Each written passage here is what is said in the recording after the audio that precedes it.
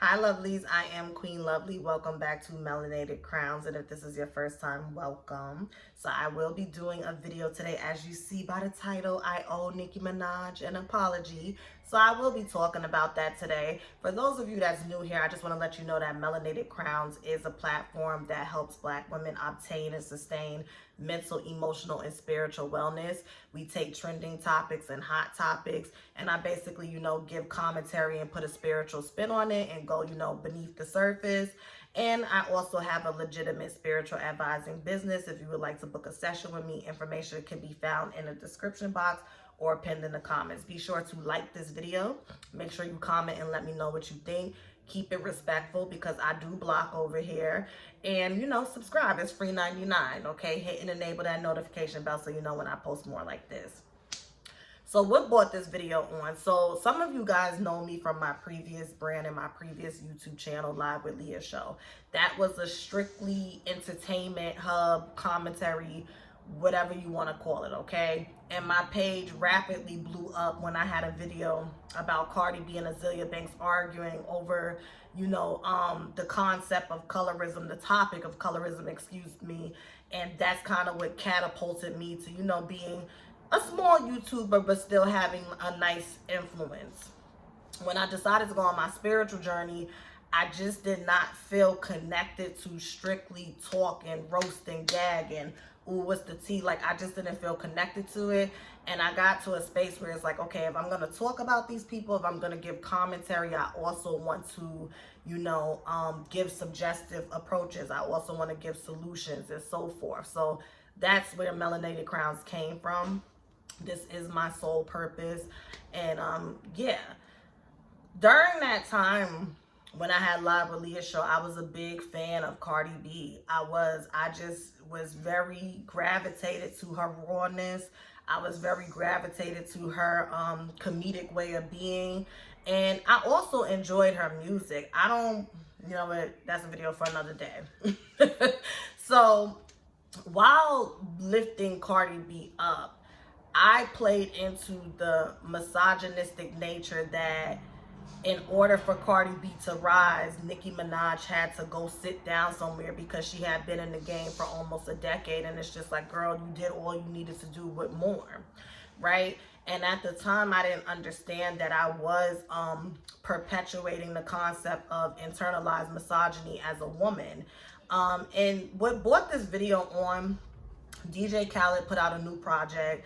He has this song, Sorry Not Sorry, with Nas and Jay-Z. These are two seasoned male MCs that come from the 90s. Nas just won a Grammy earlier this year for his album, which was very good. I love it. And Jay-Z continues to put music out, whether it's a joint project with Beyonce, whether he's featuring with someone else, or he's putting out his own music. And I noticed each time Jay-Z drops, I never hear anybody saying he needs to go sit his old ass down. He needs to give it up. He's still well respected. And then on top of that, he still sounds really good and really seasoned. He does not sound dated. And I say all of that to say, Nicki Minaj has had periods, in my opinion, as, just a listener of hers. I ain't saying I'm a super fan, where I feel like, okay, she's kind of falling off. She's had periods where she may put out 3 songs and I like one, but she still sounds very good. She's still a wordsmith. She's still a lyricist. And she's still a respected MC. I ain't even gonna say a female MC. She's still a respected MC across the board. And as I've gone on my spiritual journey and really tapped in and learned to honor the divine feminine, I feel like if I'm going to be honoring the divine feminine and, being a voice and a role model for womanhood, I do owe her an apology because I was perpetuating, y'all know I be messing my words up. Don't drag me now. Is it misogyny? Y'all know what I mean. It's like misogyny, but I feel like there's like a a difference with it. And feeding into this patriarchal society we live in, where the minute a woman's social currency drops, meaning she starts to age, she doesn't look the same, she may be getting a little more thick and whatnot, let's move her to the side and usher in a new girl. And for Nicki Minaj to be a black woman and for her to have been treated the way she was in efforts to uplift a Hispanic woman that, yeah, she has African ancestry, but she's Hispanic, it just was not cool. And now that I've grown and matured and evolved, I can see that. Now, I will say this. I do stand by some of the statements I made about Nicki. I do think where there's smoke, there is fire. Yeah, people, there was a hate train. There definitely was an agenda to get her out of here. And I do stand by the fact that it was slight karma for how they did Little Kim. I stand by that 100%. But the reality is, the big picture is, there's room for everyone. And I think that that's what Nicki was fighting for. That's what it is. I didn't understand that Nicki wasn't just being like, you know, this bitter, you know, woman that's in her 30s, and you got Cardi B who's in her 20s coming up, and now she feels away. I'm sure she had feelings. I mean, she's human. We all have feelings. If you get used to having a certain rapport with your peers in a certain industry, and all of a sudden they start moving funny to, you know, make this girl over here look comfortable, of course it's gonna make you feel a type of way, because Nicki has worked very hard to get to where she's at. And it's like, okay, cool, other women are going to come in behind me, but you don't have to push me to the side and try to minimize my impact to, you know, create an impact for this girl. I get that now. But most importantly, coming back to that Jay-Z analogy, I feel like Nicki Minaj was truly fighting for women to be treated equally as men. And that was the big picture. If Jay-Z and Nas from the 90s can come at any given time and be featured on a track or drop an album and get a Grammy and be honored and drop bars that sound good, why can't Nicki do it? Why can't Nicki do it? You know what I mean? And I know some people may drop in the comments and say, well, the difference between Jay-Z and Nas is they evolve in regards to the topics they talk to. Jay-Z's not still talking about, you know, busting people in the head with bottles and selling drugs and doing all of that stuff. And, you know, Nas never really talked about it. That's why he never really, I don't want to say he did not have commercial success, but if you look at Jay-Z commercially and Nas commercially, there is a difference. But in their separate respected lanes, they're still very successful and iconic in what they do. So, you know, there are some truths, you know, multiple truths can coexist. And, you know, when I would do my commentary and go in, that's before I discovered that, you know, I always wanted to be right. I was arrogant and a know-it-all and sometimes condescending. I ain't want nobody to disagree with me. I remember how I used to be, trust me. But, you know, I just feel like, I really hope whatever Nicki Minaj has coming, I hope she drops that documentary tomorrow. I feel like drop the documentary and drop a song together, because one thing that did make a lot of people drink the Cardi B Kool-Aid was she was very transparent and raw. And granted, Nicki Minaj came up in an era which she still comes from that era where when you was a star, you was a star. There's stars and then there's celebrities, okay? Stars, remember, is like you admire them, but you can't touch them. You admire them from afar. A celebrity is like someone like a Kim Kardashian. Everyone has access to her to a certain degree because she likes it that way.